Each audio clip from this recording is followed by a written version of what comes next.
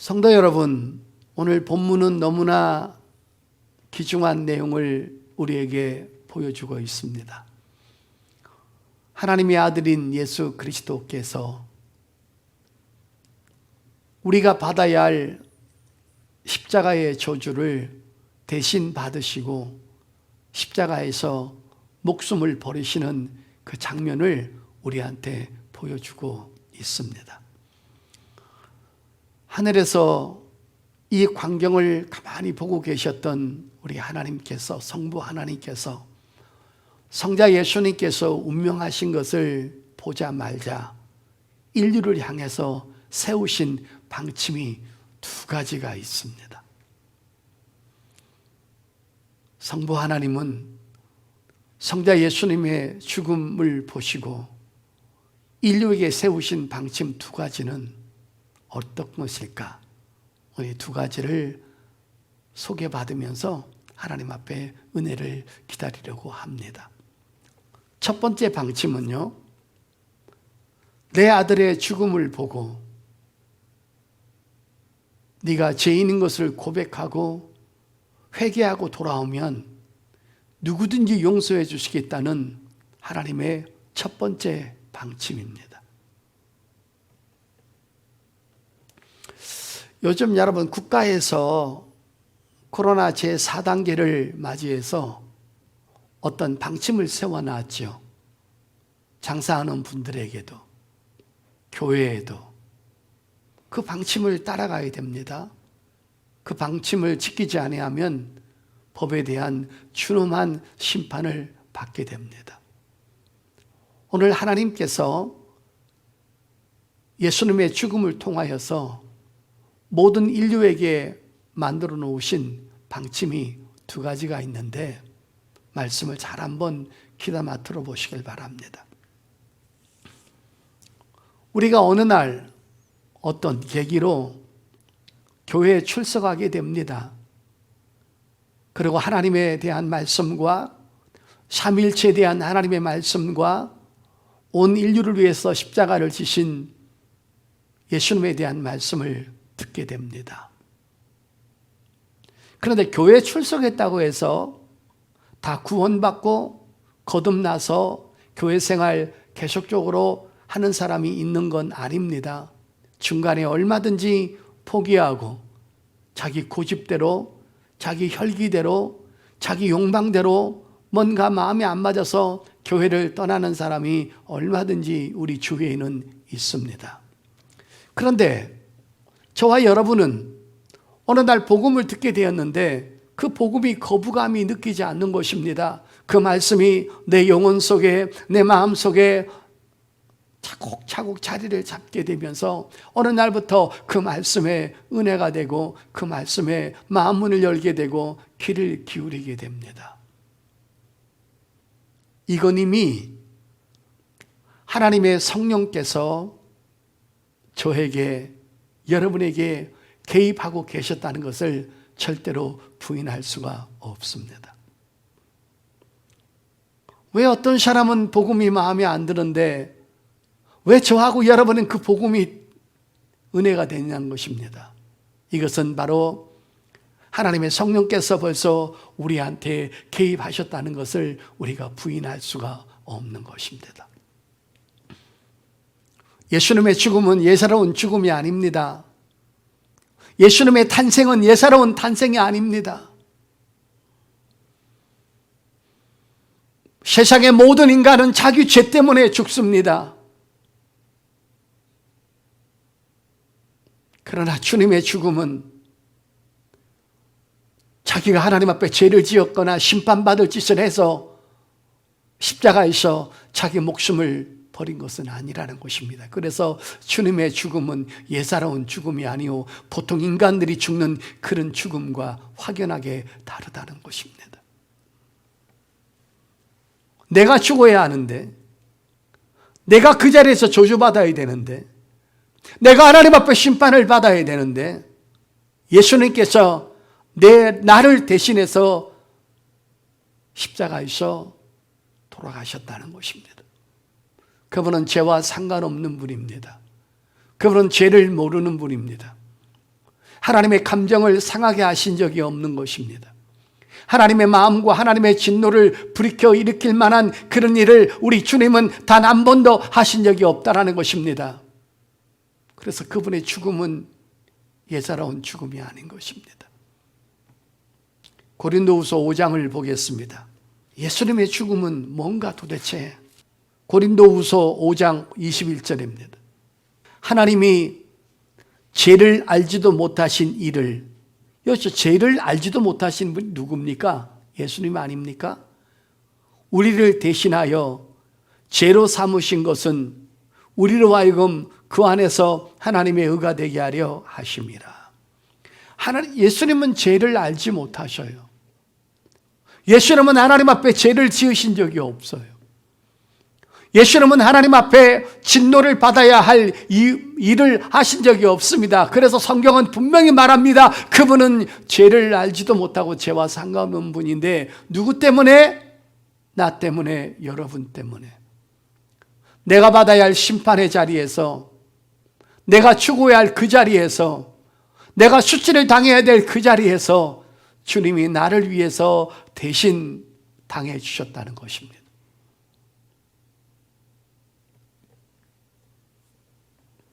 어느 날 우리는 이 사실을 깨닫습니다.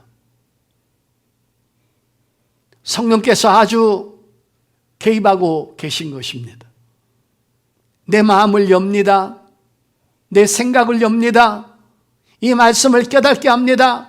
이 말씀을 들을 때마다 가슴이 뜨끔뜨끔하며 주님의 죽음이 내 죽음이라는 것을 하나님의 성령께서 개입하셔서 나를 움직이기 시작하고 내 마음을 요동치게 만듭니다. 그때부터 우리는 애통하기 시작합니다. 마음을 찢게 됩니다.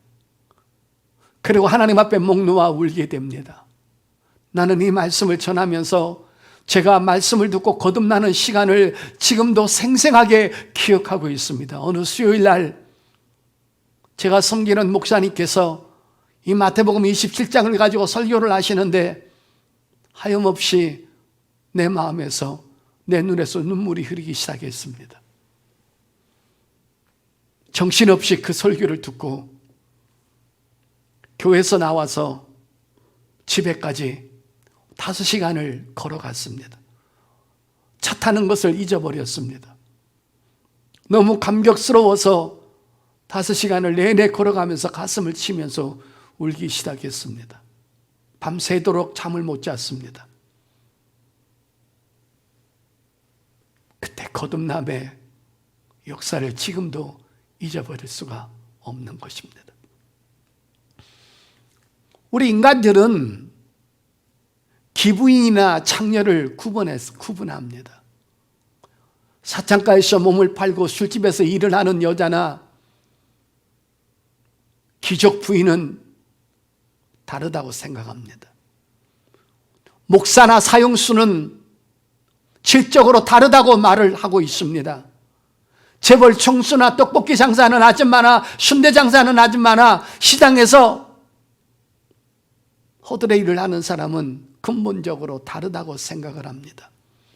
초등학교 나온 사람이나 박사학위를 받은 사람이 뭔가가 다르다고 생각을 합니다. 그러나 하나님은 다르게 생각하지 않습니다. 모두가 죄인이라고 말씀하고 있습니다. 너희 모두는 하나님 앞에 심판을 받아야 할 존재라고 말을 하고 너희 모두는 아담의 후손이라고 말하고 있습니다. 구분짓지 않습니다. 편견을 두지 않습니다. 누군 더 귀하고 누구는 덜 귀하다고 하나님은 그렇게 말씀하신 적이 단 한 번도 없으십니다.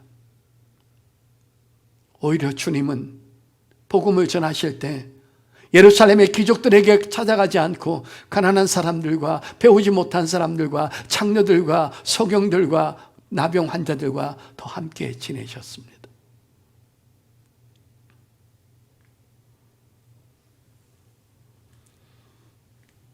어느 날 교회에 와서 복음을 듣고 난 다음에 내가 하나님 앞에 죄인의 개수인 것을 깨닫습니다. 그리고 예수님을 구원의 주로 영접합니다. 그리고 우리는 하나님 앞에 자비를 구하고 죄사함을 구하고 용서를 구하고 내 스스로는 하나님 앞에 설 수 없지만 주님의 공로와 주님의 의를 가지고 주님 하나님 앞에 섰다라고 고백을 합니다. 그러면 우리 하나님은 하나님의 세우신 인류에게 세우신 방침 하나가 있습니다. 누구든지 죄인인 것을 고백하고 십자가에 나를 위해서 돌아가신 하나님의 아들의 의를 입고 나한테 와서 용서를 구하고 자비를 구하면 하나님은 용서해 주시겠다는 이 방침을 하나님은 세우셨던 것입니다.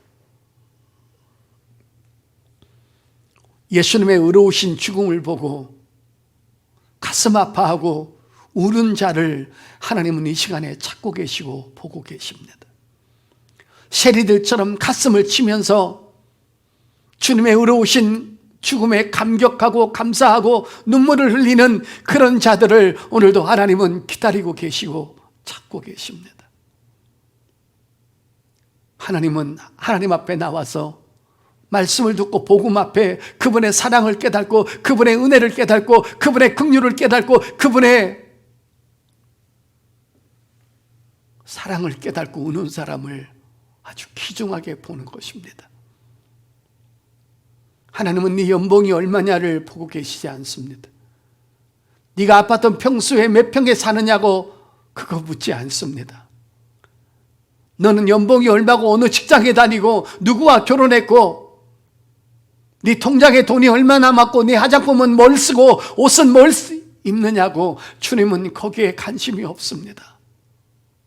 오늘도 복음에 감격해서 십자가의 복음을 듣고 그걸 깨닫고 날마다 감사하고 감격하고 오늘도 주님 앞에 우는 그 우는 모습을 하나님은 보고 계십니다. 그것처럼 위대하고 그것처럼 신선하고 그것처럼 아름다운 모습은 없는 것입니다.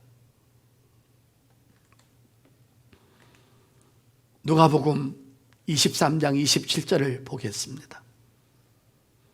하나님 앞에 눈물을 흘리는 자만큼 위대한 사람은 없습니다. 또 백성과 및 그를 위하여 가슴을 치며 슬피 우는 여자의 큰 무리가 따라오는지라 그랬습니다.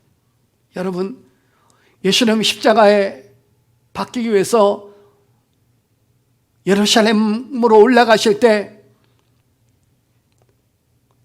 예수님을 사랑하고 예수님을 믿었던 여자들이 따라와서 울기 시작합니다. 피곤이 낭자한 주님의 모습을 보면서 얼마나 아프실까, 얼마나 힘드실까. 저분은 지금 세상에 마귀의 조종을 하고 있는 사람들의 손에 의해서 아무 잘못도 없이 우리를 위해서 십자가를 지고 가시는구나. 그 안타까움에 힘은 없어서 싸울 수도 없고 말릴 수도 없지만 그저 그 앞에서 울고 있는 것입니다.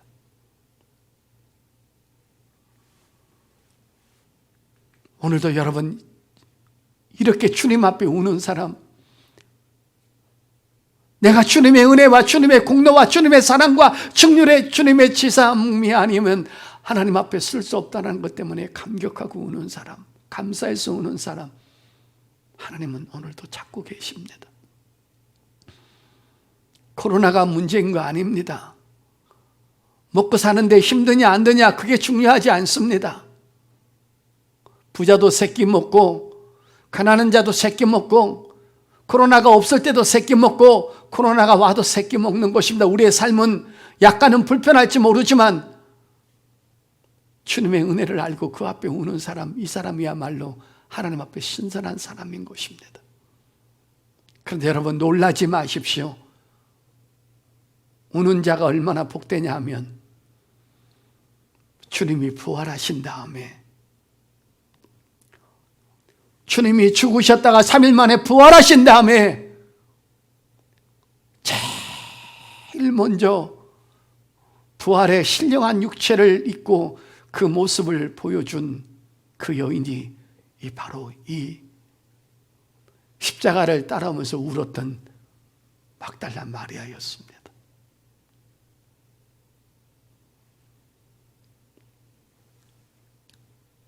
성도 여러분, 주님 때문에 우는 사람, 주님은 주님의 영광을 보여주시고 주님의 은혜를 보여주시고 주님의 치료를 보여주시고 주님의 회복을 보여주시고 주님의 축복을 보여주십니다. 오늘도 감사해서 우시길 바라고 주님의 은혜를 세세토록 기억하십시오. 이것이 주님께서 십자가에서 이루신 사건이고 주께서 죽으셨을 때 성부 하나님께서 인류를 향해서 세우신 방침입니다.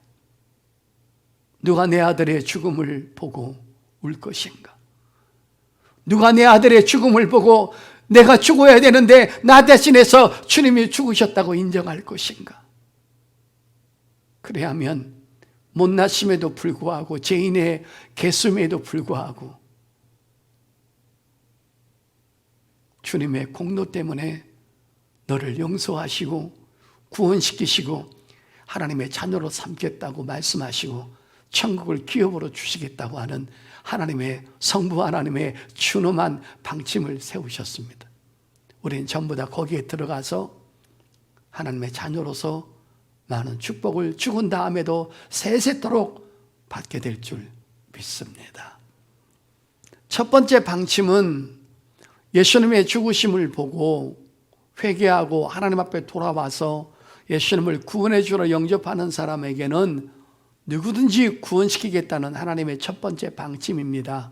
두 번째는 예수님의 죽음을 나와 상관없게 여기고 복음을 들으면서도 끝까지 주님의 복음을 거부한 사람에게는 심판하시겠다는 하나님의 방침입니다. 이건 세상적인 방침이 아니라 하나님의 방침인 것입니다. 이 두 가지를 하나님은 인류에게 못 박으셨습니다. 내 아들을 죽여놓고 그리고 십자가의 복음을 거부하고 기회를 주었는데도 거부하고 아무 일이 없는 것처럼 자기 욕망을 위해서 사는 자들에게는 영원한 하나님의 심판을 하시겠다는 하나님의 방침인 것입니다.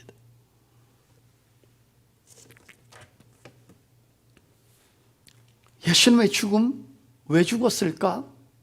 그 나하고 뭔 상관이 있어?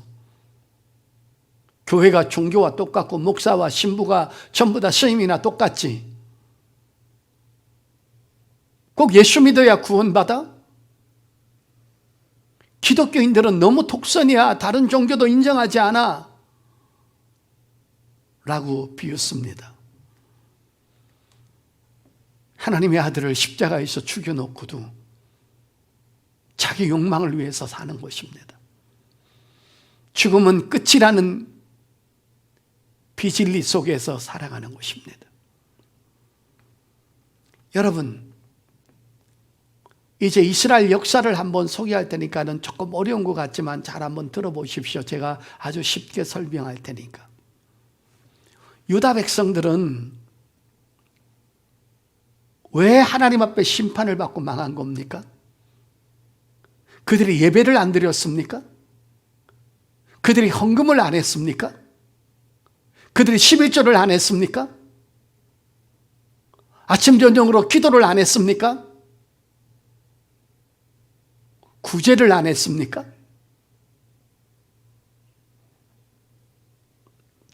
종교 열심을 일반 사람들이 따라갈 수 없을 정도로 종교 행위를 열심히 한 것입니다. 음식을 구분해서 먹을 정도로, 옷을 구분해서 입을 정도로, 땅을 구분해서 밟을 정도로 그런 종교적인 열심을 했습니다.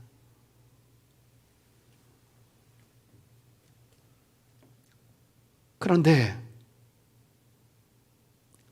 하나님의 뜻은 몰랐습니다.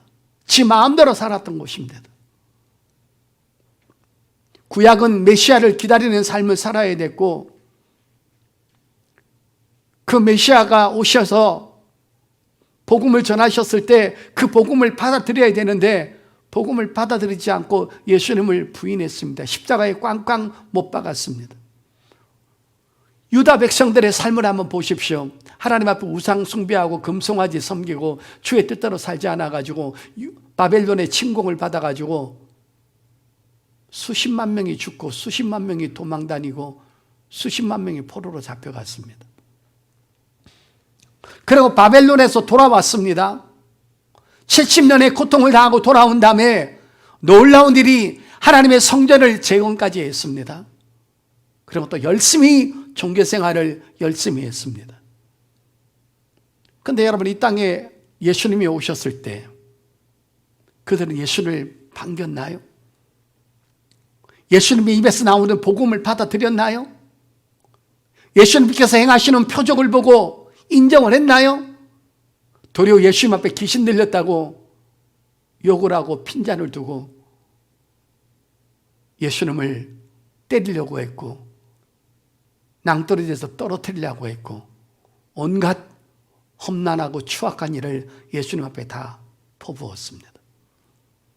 그러고는 예수님을 신성모독죄라고 누명을 뒤집어 씌우고 빌라도에 가서 가이사를 대적해서 사람들을 선동해서 로마를 대항했다고 거짓말을 해서 예수님을 십자가에 죽게 했고 죄인 중에 괴수인 바나바를 살리도록 그렇게 했습니다.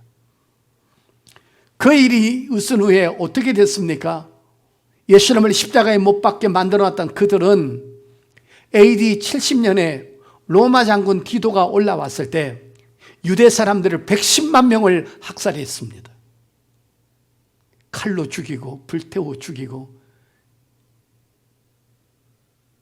인간이 할 수 있는 잔인한 방법을 다 동원해서 그들을 110만 명을 죽이고 그 나라는 전 세계로 흩어지고 하나님의 심판을 받게 됐습니다.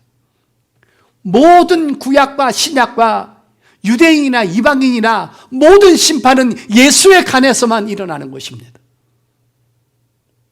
예수를 부인하고 예수를 업신여기고 예수를 깔보면 하나님의 준엄한 심판이 있음을 하나님은 인류에게 방침을 세워놓았던 것입니다. 성도 여러분, 성경은 늘 여러분 심판에 대해서 강조하고 있습니다. 신약도 마찬가지입니다. 여러분, 구약의 심판의 장면 보시겠습니다. 노아 심판이 있었습니다. 하나님의 사람들이 하나님의 사람답게 살지 않고 세상 사람들의 수준으로 사니까 하나님은 그들에게 준엄한 심판을 했습니다. 소돔과 고모라를 보십시오. 온갖 난잡함과 추악함과 동성연애가 판을 치고 있었습니다. 하나님은 준엄하게 불로 심판했습니다. 바벨론으로 어떨 때는 심판하고 로마로 심판하고, 여러분 지금 전 세계는 하나님의 사정권 안에, 그 심판의 사정권 안에 전부 다 들어있다는 것입니다. 이것을 말해주는 것이 바로 성경인 것입니다. 여러분 놀라지 마십시오. 예루살렘의 멸망, 로마를 통하여서 110만 명이 죽고 전 세계로 유대인들이 헤어진 것은, 흩어진 것은 바로 예루살렘의 심판만 보여주는 것이 아니라 이 우주 전 세계를 심판할 것을 미리 자그맣게 보여주고 있는 것입니다. 전부 다 전 세계는 하나님의 사정권 안에 지금 들어가 있습니다. 여러분 지금 세상 돌아가는 거 보십시오. 주님 오실 거 다 됐다는 거 믿지 않으십니까? 그 중에 가장 것이 지진이라든지 전쟁이라든지, 그 다음에 확연하게 보이는 것은 음란의 물결이 전 세계 유튜브에 흘러넘치고 있습니다. 아이들부터 시작해서 노년에 이르기까지 음란의 물결이 판을 치고 있고, 지금 전 세계 사람들이 이구동성으로 편을 드는 게 뭡니까? 동성연애를 합법화하라는 것입니다. 종교차별법을 통과시켜서 예수만 구원이 있다라고 외치지 말라는 것입니다. 복음을 완전히 가리려고 하는 것입니다. 이미 하나님의 카운트다운이 이미 시작되고 있는 것입니다. 여러분, 우리나라에서는 아직까지 이런 일이 없죠. 해오리바람, 미국과 유럽을 강타하는 그 해오리바람이 불면 지붕도 날아가고 차도 날아가고 다리도 날아가고 초토화가 되어버리는 것입니다. 그런 해오리바람의 심판은 한 지역에서, 한 나라에서 일어나고 있습니다. 그러나 주님 재림하실 때 하나님의 심판의 바람은 전 세계에서 동시다발적으로 일어나게 될 것입니다. 성경 보겠습니다. 잠언서 10장입니다. 잠언서 10장 25절입니다. 해오리바람이 지나가면 하나님의 심판의 바람입니다. 전 세계를 강타할 것입니다. 악인은 없어집니다. 예수 믿지 않는 사람은 이 땅에서도 사라지지만 다시 한번 지옥에서 하나님 앞에 보여질 것입니다. 그러나 의인은 영원한 기초 같으리라 그랬습니다. 의인은 없어지지 않아요. 이 세상에서는 없어졌어도 하나님의 눈에는 없어지지 않아요. 하나님의 준엄한 해오리바람, 전 세계를 강타하고 전 인간을 강타하는 준엄한 심판이 우리에게 뚜벅뚜벅 걸어서 다가오고 있는 것입니다. 하나님의 이 인류를 향한 두 가지 방침은 이거는 바뀌지 않는 것입니다. 내가 죄인인 것을 고백하고 예수님을 구원해 주로 믿고 하나님 앞에 저는 죄인입니다. 오늘도 하나님의 의로우신 피를 의지하고 의로우신 죽음을 의지하고 하나님 앞에 섰습니다 라고 했을 때는 누구든지 그는 구원을 받지만 아무리 돈을 많이 가지고 천하를 호령하는 권력을 가졌어도 내 아들을 십자가에 못 박아 죽여놓고 너 대신 죽여놓고 아무 일이 없는 것처럼 먹고 마시고 있고 시집가고 장가가고 자기 욕망대로 사는 사람들 마지막에 하나님의 준엄한 심판이 있을 것을 말해주고 있습니다. 성도 여러분, 이제 말씀의 결론을 내면서 한 가지 말씀 전하고 말씀을 줄이도록 하겠습니다. 이 세상의 법은요, 유효기간이 있어요. 어떤 사람에게 범죄를 하고 죄를 입히고 돈을 띄어먹었다고 하십시다. 그리고 상해를 입혀가지고 그 사람에게 모습짓을 해가지고 성범죄를 했다고 하십시다. 그 유효기간이 짧은 거는 10년, 긴 거는 15년이 지나면 그 사람이 그 범죄자라고 밝혀져도 그 유효기간이 지나면 그 사람을 처벌할 수 없어요. 그 다음에 아무리 처벌하고 싶어도 그 사람이 죽으면 처벌할 수 없어요. 또 피해를 입은 사람이 죽으면 그 사람을 또 처벌할 수 없어요. 이게 세상의 죄악의 약점입니다. 그러나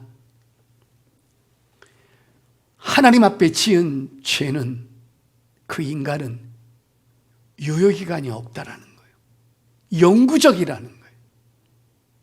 이 땅에서도 고통을 받지만 죽은 다음에는 더 큰 고통이 기다리는 것입니다. 하나님 앞에 죄는 영구적인 것입니다. 모르실 리가 없습니다. 없어질 수가 없습니다. 죽을 수가 없습니다. 세세토록 영구적인 죄값을 치러야 한다는 것입니다. 세상에서 가장 용서받을 수 없는 죄, 가장 무서운 죄가 뭔지 아십니까? 요한복음 16장 9절에 죄에 대하여라 함은 그들이 나를 믿지 아니하며, 예수 믿지 않는 죄입니다. 복음을 거부한 죄입니다. 이거는 하나님의 준엄한 영구적인 심판을 받게 된 것입니다. 이런 것 생각하면 저와 여러분 얼마나 행복합니까? 얼마나 복된 자들입니까? 얼마나 축복된 자들입니까? 얼마나 신선한 자들입니까? 얼마나 여러분 항원한 자들입니까? 얼마나 하나님 앞에 보석 같은 존재들입니까? 우린 죽으면 새로운 시작이 있는데 축복의 시작입니다. 그 결정이 예수로 나는 것입니다. 여러분, 내게 예수를 보내주시고 교회를 세우시고 주의 종들을 세우셔서 그 복음을 전하게 해주신 하나님의 모든 은혜에 감사하면서 끝까지 하나님 잘 섬기면서 이 행복한 시간에, 영원한 행복한 시간을 바라보면서 이 세상과 바꾸지 않고 육적인과 바꾸지 않고 이 소중한 시간을 끝까지 지켜내는 저와 여러분 될 수 있기를 예수 이름으로 축복합니다. 우리의 영원한 축복은 바로 예수 그리스도이신 것입니다. 우리의 희망은 예수 그리스도이신 것입니다. 우리에게 예수를 보내주신 하나님 앞에 감사하면서 오늘도 감사의 눈물과 감격의 눈물을 흘리는 저와 여러분 될 수 있기를 예수 이름으로 축복합니다.